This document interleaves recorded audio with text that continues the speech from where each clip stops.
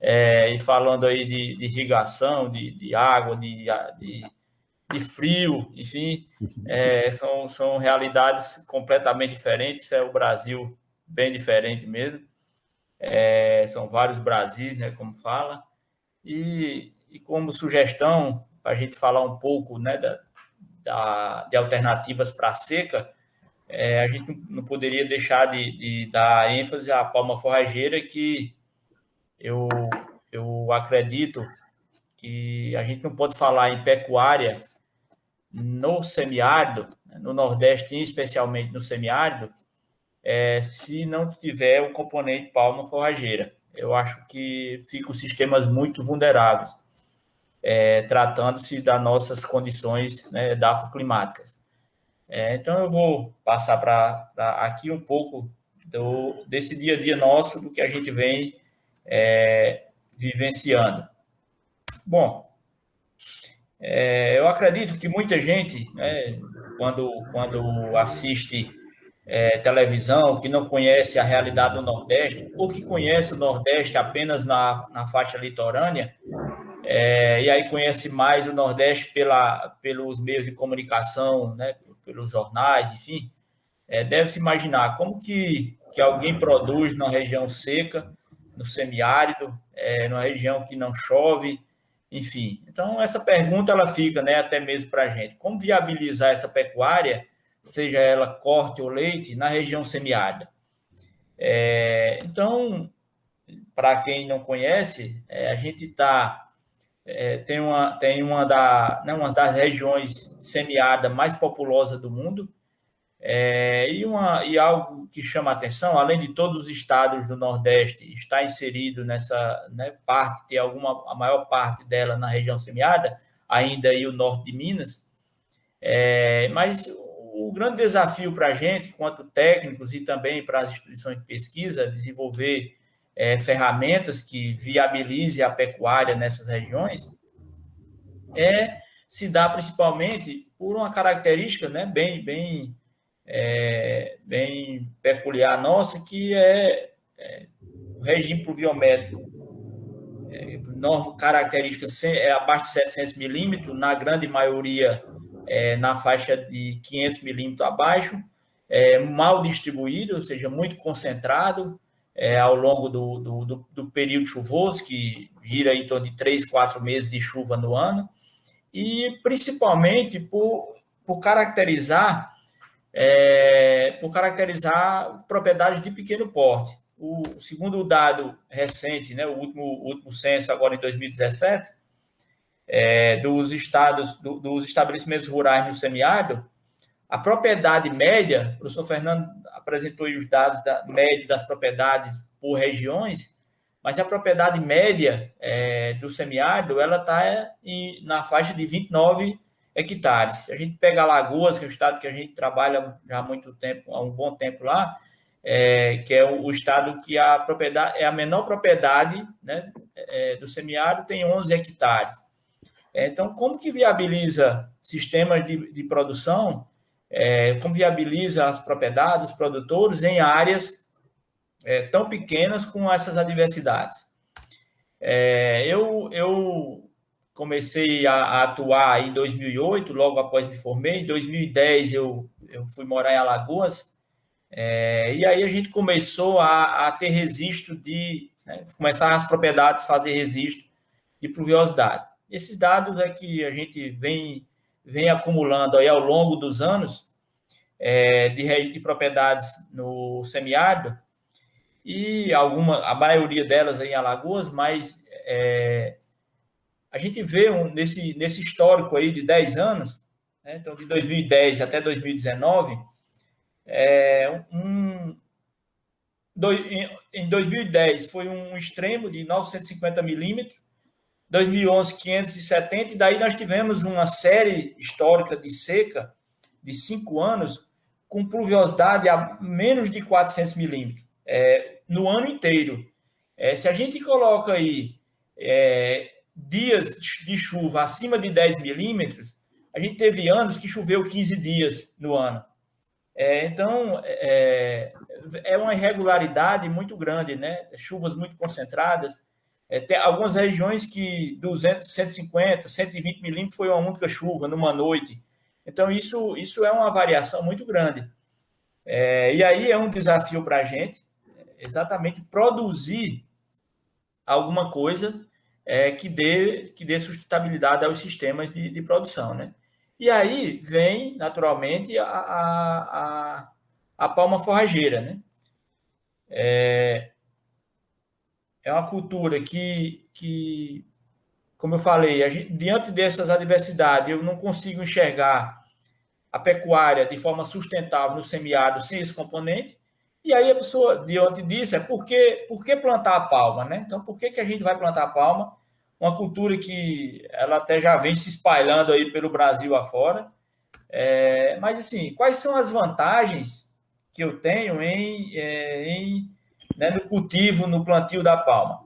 Bom, o primeiro, antes de qualquer coisa, eu digo sempre que a palma, dentro de uns pilares que a gente aprendeu, né, de sustentabilidade, a palma, ela tem, que eu conheço, é o único componente que ela é socialmente justa.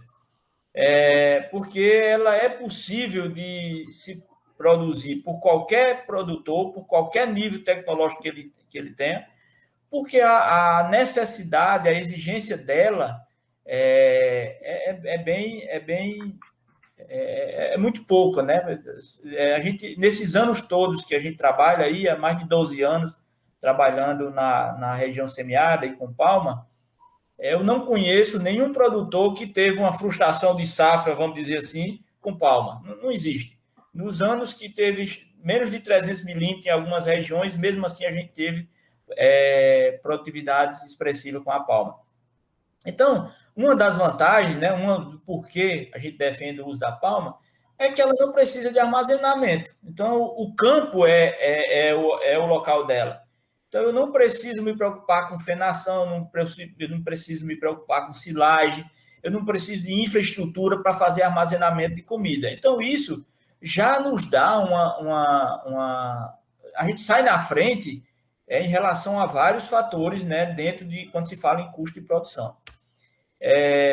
A outra grande vantagem da palma é que ela continua crescendo por vários anos. A palma não para de crescer.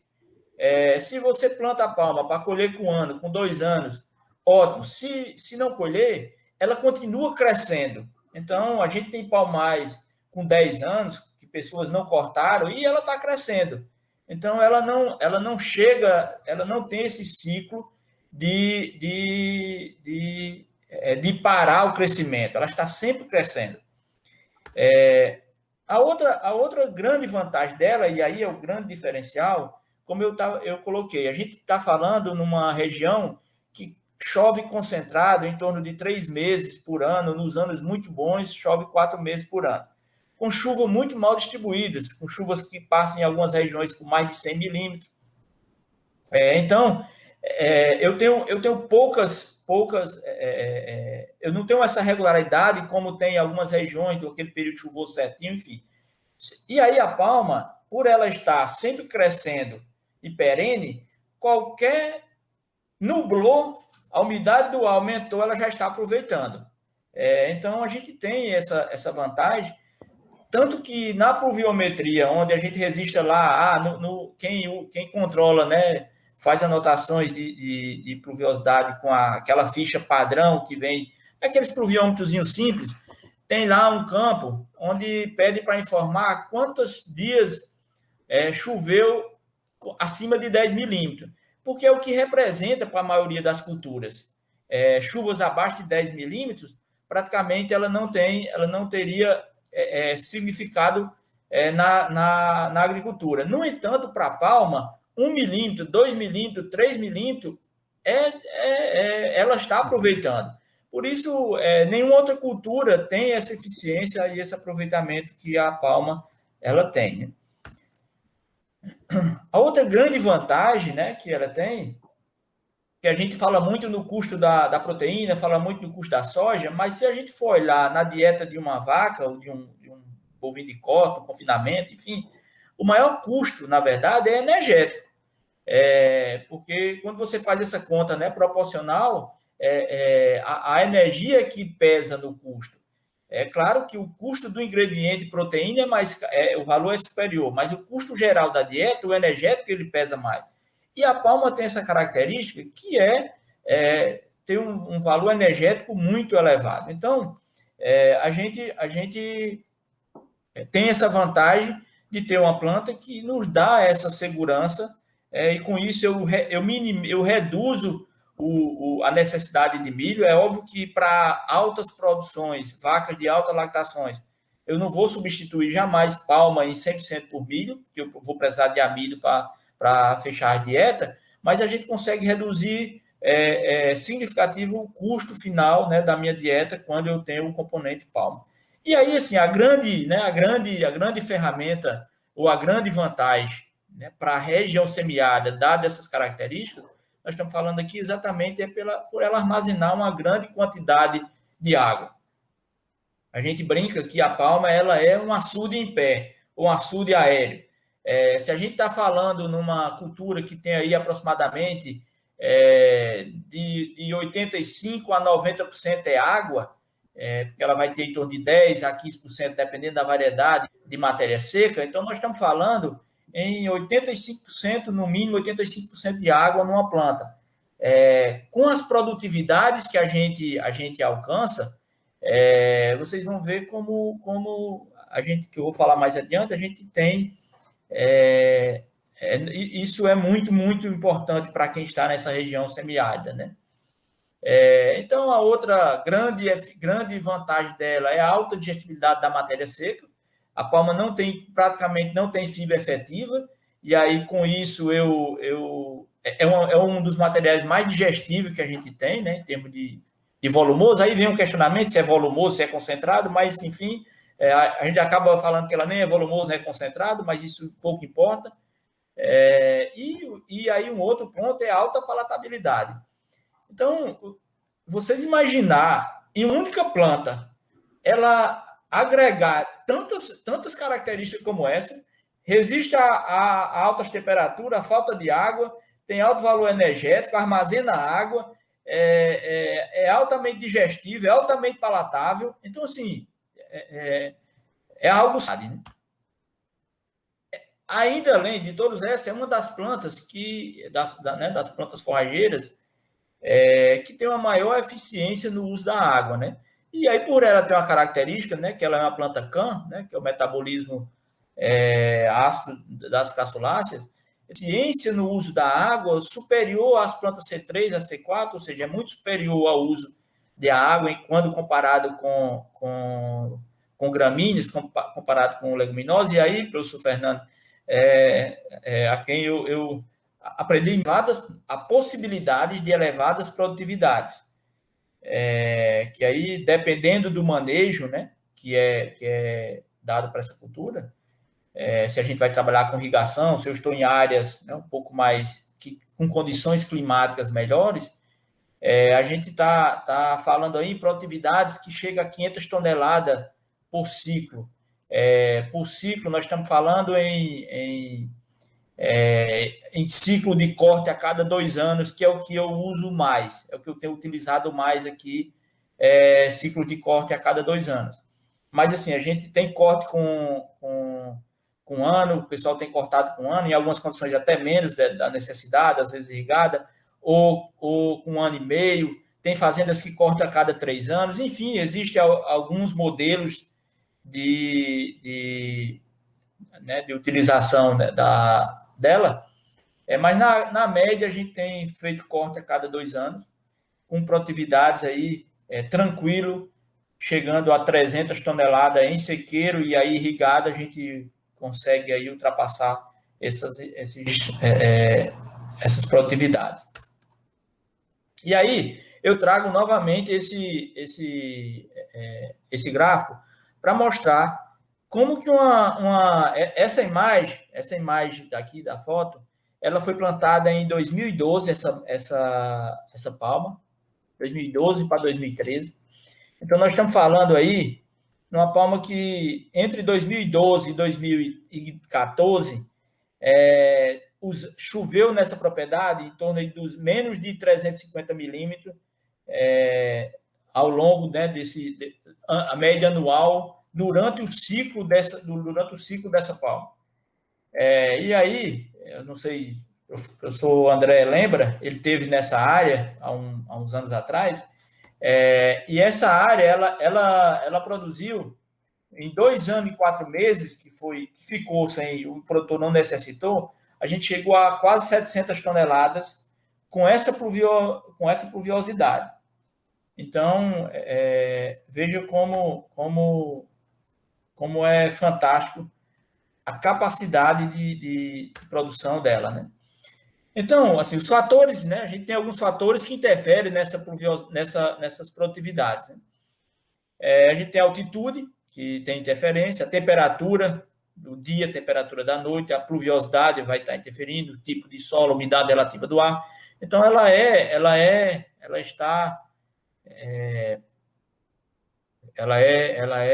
a produtividade, ela oscila em função, né, de cada momento desse. De cada característica dessa que a região onde vai ser implantada a palma apresente, né? O que a gente precisa saber, né, para nível de produtividade a extração de nutrientes, né, da palma. Então, a gente utiliza alguns dados, fontes do IPA, o Instituto de Pesquisa, né, do Pernambuco, onde a gente tem algumas referências, né, de orientação, de manejo do que diz respeito às recomendações de adubação. Então, segundo esse trabalho que foi feito, isso ainda lá na década de 90, a gente tem uma ordem aí de exigência, né, de composição da planta numa sequência, né, de potássio, cálcio, magnésio, nitrogênio e fósforo. Então, isso é o que mais a planta extrai dos solos. E aí a gente tem uma explicação por que a gente produz tanto, então, exatamente porque a palma, que a grande maioria dos solos do semiárido é rica em potássio, a gente tem bastante cálcio, tem bastante magnésio e algumas regiões bastante fósforo.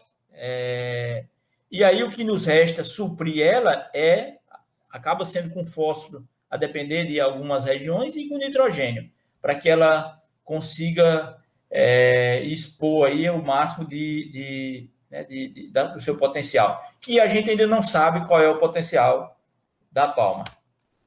E aí, para a gente conseguir, né, para a gente ter esses manejos que atendam à exigência da palma para altas produtividades, a gente tem que estar atento a essas questões de adubações, seja ela adubações químicas, adubações orgânicas, né, ou com adubos, né, com esterco. E aí, seja ele pequeno produtor, grande produtor, a gente tem trabalhado os arranjos de acordo com a realidade de cada propriedade, né?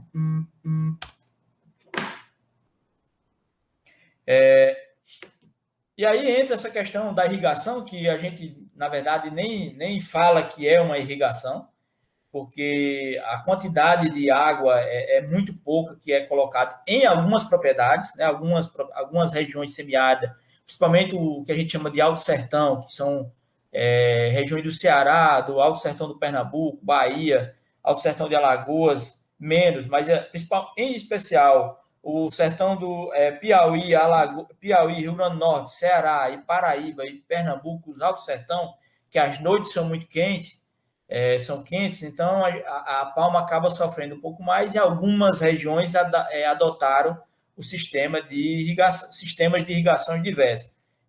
Fita por gotejo, por aspersão com aspersor de baixa vazão, estilo fita Santeno, ou até mesmo com distribuidor de dejeto, você, né, aproveita para levar águas residuais e aí já faz essa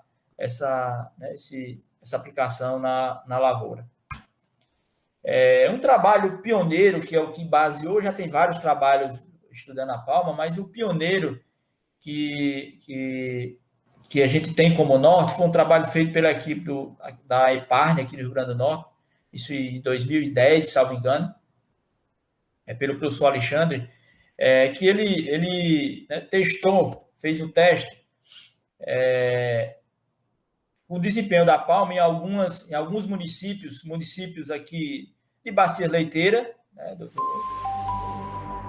de regiões, na verdade, de criação de pecuária, regiões muito secas, que historicamente a palma não ia muito bem, né, por condições climáticas.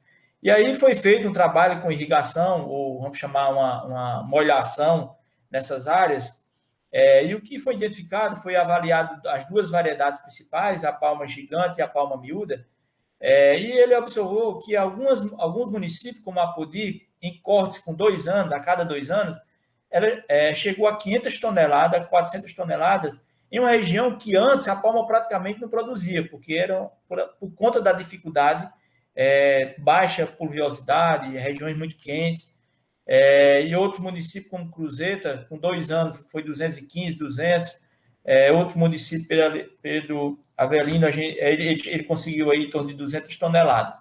Isso aplicando 7,5 litros de água por metro linear a cada 10 dias.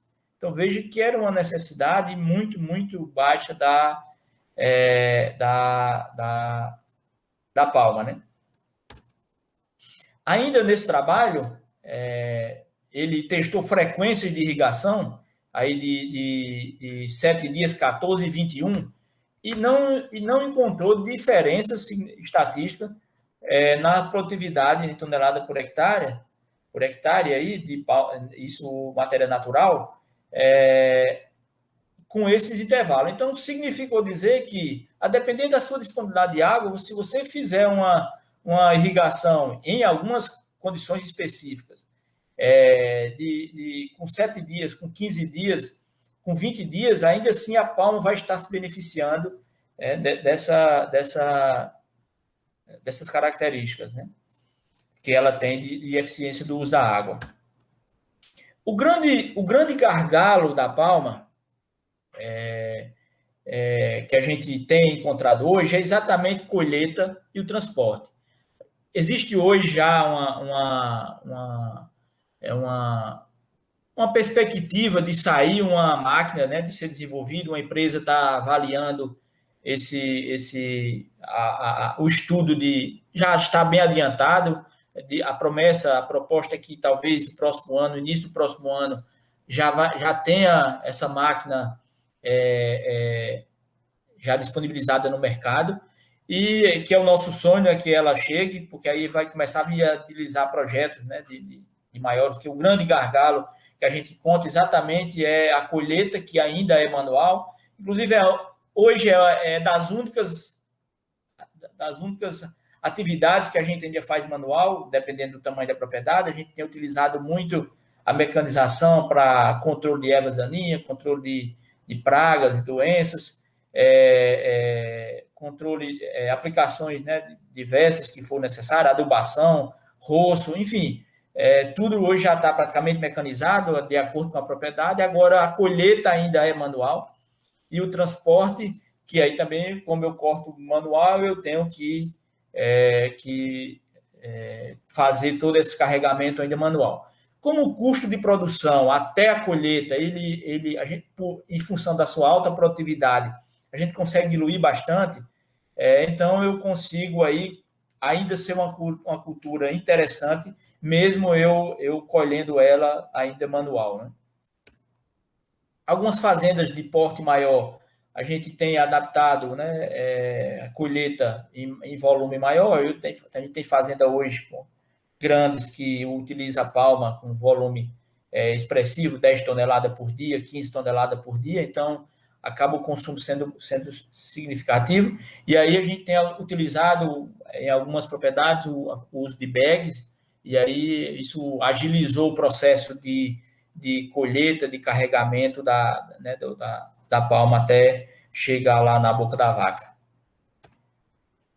Só que para tudo isso, o que a gente tem feito exatamente é mudança de conceito, né? Eu tenho aí como você pode ver essas imagens do lado esquerdo, que é o que tradicionalmente se fazia, plantava em solos mais difíceis possíveis, deixava lá a palma entregue à sorte, e eu acho que foi por isso que ela desenvolveu tão bem, para um novo conceito, né, que é trabalhar uma agricultura, a palma de forma mais a palma mais, né, mais como realmente como cultura, trabalhando aí em curva de nível, aproveitando toda a água que cai, enfim, trabalhando com cobertura de solo, né, então a gente, ou matéria orgânica ainda de esterco, ou com a própria vegetação, e aí fazendo o controle.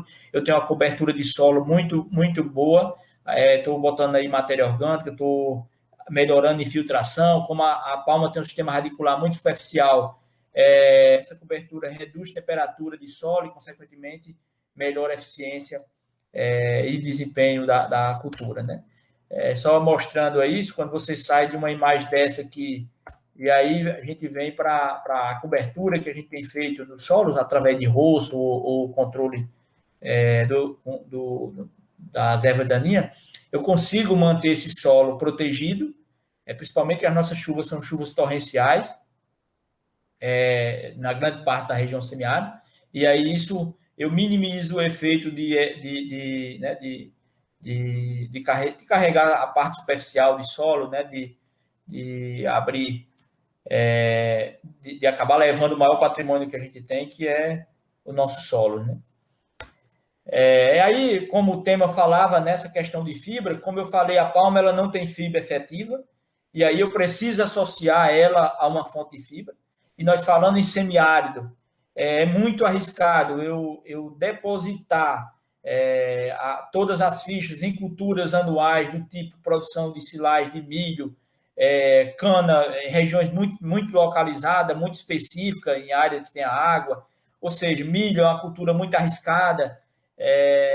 O sorgo a gente tem produzido, mas cai naquela questão, via de regra, eu não tenho conseguido, os produtores não têm conseguido muita qualidade nas silagens, né? Então a gente tem buscado outras alternativas como fonte de fibra nas propriedades que a gente vem trabalhando, e aí, mais uma vez, voltando, né? Tentando levar alternativas o mais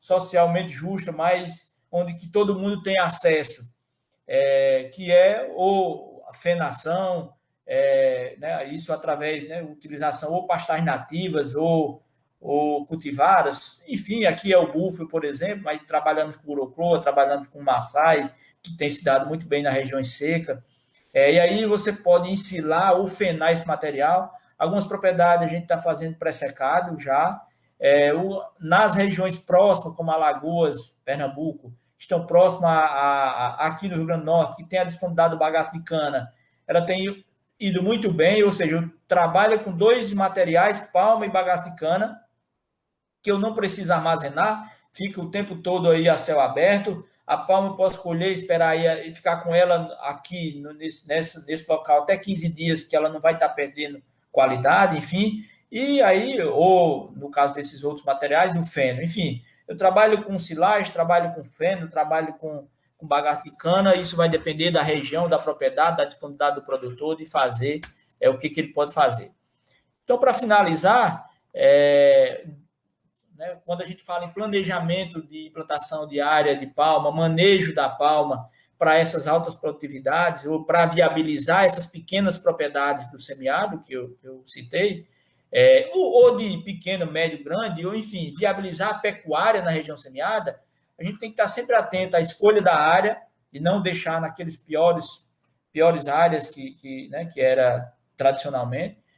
A variedade, a escolha da variedade ideal para aquela característica edafoclimática que a propriedade está localizada. Escolha e seleção de raquete, aqui é a mesma coisa de estar selecionando uma bezerra com a vaca no futuro.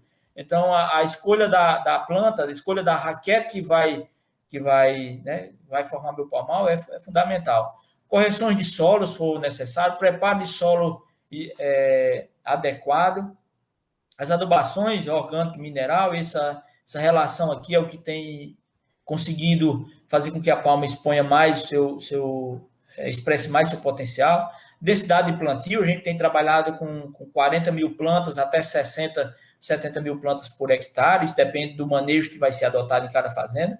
Controle de ervas daninhas, para não estar competindo com ela, controle de pragas e doenças, e a irrigação em algumas condições muito específicas, como eu estava citando. Então, voltando à pergunta, como que a gente vai viabilizar a palma, viabilizar a palma na pecuária de corte de leite nessas regiões? Bom, eu vejo que a gente precisa de conhecimento para que a gente consiga realmente tornar a palma como um ingrediente, né, como um insumo base na pecuária nessas regiões. Esse conhecimento vindo através de fomento, investimentos, né, em pesquisa, extensão, assistência técnica, capacitação de profissionais, aplicação de tecnologias, inovação. Eu acho que sem o conhecimento a gente não vai conseguir, né, chegar muito longe, ou não vai chegar onde a gente poderia chegar.